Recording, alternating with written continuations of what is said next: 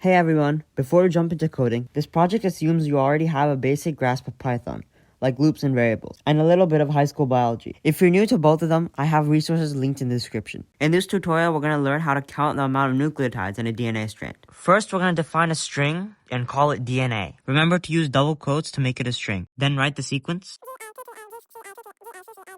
Just a reminder, there are many different ways to do this. I'm just choosing the easiest one for me. We're going to define a variable called number A and set it equal to DNA.count. This is a string method which counts the amount of a given character in that string. Then we do print number A and we get 8.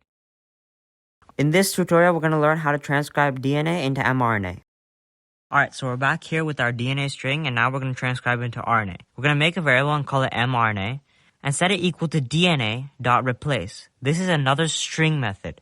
Then we tell it what we want to replace it with and where we want to replace it. And for mRNA, we know we replace thymine, or T, with uracil, or U. Then we print the variable mRNA. And there you go. We got our mRNA sequence. In this tutorial, we're going to learn how to find the complement of a DNA strand. Alright, so we're back here with our string, and our goal here is to find the complement of the DNA strand. So we're going to set a variable and call it table equal to string.makeTrans. This is another string method. Then quotes, and then I'm going to give it two pairings, or like a set of rules. A, T, C, G pairs with T, A, G, C. So we're basically telling the computer what pairs with what. And then we set another variable and call it complement, and use the translate method to translate DNA into its complement. And then we're going to tell it we want to use the table rules. And then print complement, and there you go. In this tutorial, we're going to learn how to find the reverse complement of a DNA strand. So as you know, most sequences are read in the 5' to 3' direction. But when we execute this code, it's giving us 3' to 5' direction.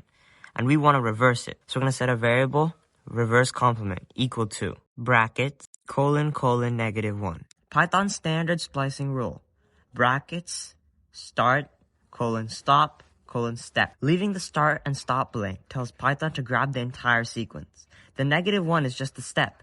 It tells Python to read the data backwards, from right to left. Then we just print reverse complement, and there you go. In this tutorial, I'm going to show you how to find the GC content of a DNA strand. GC content is used to determine DNA stability and predict the melting temperature and design optimal PCR primers. To do this, we're going to count the amount of G's and the amount of C's. As you can see, G count equals DNA.count, C count equals DNA.count. Then we're going to use arithmetic to find the percentage. GC content equals G content plus C content over the length of the DNA strand times 100, which is just basic arithmetic to find a percent. Then I'm going to print it using a formatted string just to be fancy. If you don't want to use this, you can just print GC content. And we get 36%. Alright, so in this tutorial, we're going to learn how to make an mRNA sequence into different codons. So a codon is basically just 3 nucleotides as sort of a group. First, we're going to set a variable and we'll call it codons. Next, we're going to use string slicing again. We're going to tell it start at I and end at I plus 3. For the string, mRNA. The for loop is used to define I. If I is in range, start at 0, stop at the end, and step every 3. And we say print codons. And there you go. Please like and subscribe if you liked the video, and I'll see you guys in the next one.